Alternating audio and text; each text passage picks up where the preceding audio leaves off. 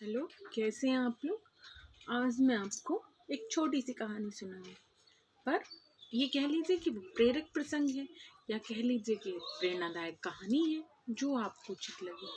पर ये कहूँगी कि कहानी आपको अच्छी ज़रूर लगेगी, तो ध्यान से सुनिएगा। चलिए शुरू करते हैं। एक बार एक महात्मा जी निर्जन वन में भगवत चिंतन के लिए जा रहे थे, तो उन्हें एक व्यक्ति ने रोक लिया। वह व्यक्ति अत्यंत गरीब था, बड़ी मुश्किल से 2 वक्त की रोटी जुटा पाता था। उस व्यक्ति ने महात्मा से कहा, महात्मा जी, आप परमात्मा को जानते हैं, उनसे बातें करते हैं। अब यदि परमात्मा से मिलें तो उनसे कहिएगा कि मुझे सारी उम्र में जितनी दौलत मिली है, कृपया वह एक ही साथ मिल जाए ताकि कुछ दिन तो चैन से जी सकूं। महात्मा ने उसे समझाया, मैं तुम्हारी दुख भरी कहानी परमात्मा को सुनाऊंगा, लेकिन तुम जरा खुद भी सोचो, यदि भाग्य की सारी दौलत एक साथ मिल जाएगी तो आगे की जिंदगी कैसे गुजारोगे।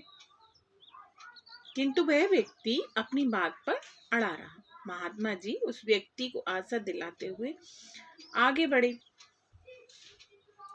इन्हीं दिनों में उसे ईश्वरीय ज्ञान मिल चुका था।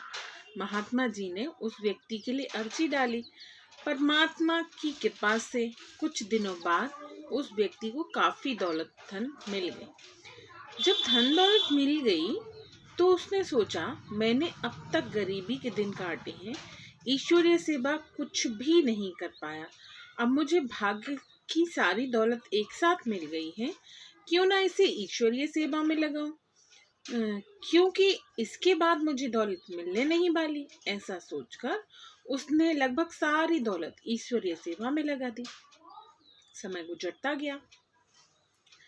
लगभग 2 वर्ष पश्चात महात्मा जी उधर से गुजरे तो उन्हें उस व्यक्ति की याद आई। महात्मा जी सोचने लगे, वह व्यक्ति जरूर आर्थिक तंगी में होगा, क्योंकि उसने सारी दौलत एक साथ पाई थी और कुछ भी उसे प्राप्त नहीं होगा। यह सोचते सोचते महात्मा जी उसके घर के सामने पहुंचे, लेकिन यह क्या, झोपड़ी की जगह महल खड़ा था।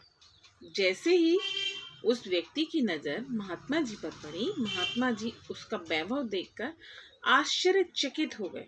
भाग्य की सारी दौलत कैसे बढ़ गई। वह व्यक्ति नम्रता से बोला, महात्मा जी, मुझे जो दौलत मिली थी वह मैंने चंद दिनों में ही ईश्वरीय सेवा में लगा दी थी। उसके बाद दौलत कहाँ से आई मैं नहीं जानता। इसका जवाब तो परमात्मा ही दे सकते हैं। महात्मा जी वहां से चले गए और एक विशेष स्थान पर पहुंचकर ध्यान मग्न हुए। उन्होंने परमात्मा से पूछा, यह सब कैसे हुआ। महात्मा जी को आवाज सुनाई दी, किसी की चोर ले गया, किसी की आग जलाए। धन उसी का सफल हो जो ईश्वर अर्थ लगाए। सीख, जो व्यक्ति जितना कमाता है उसमें का कुछ हिस्सा अगर ईश्वरीय सेवा कार्य में लगाता है तो उसका फल अवश्य मिलता है। इसीलिए कहा गया है, सेवा का फल तो मेवा है। तो आप लोग बताइए, आपको ये प्रेरक प्रसंग कैसा लगा। आप अपना ख्याल रखिए। Okay, bye.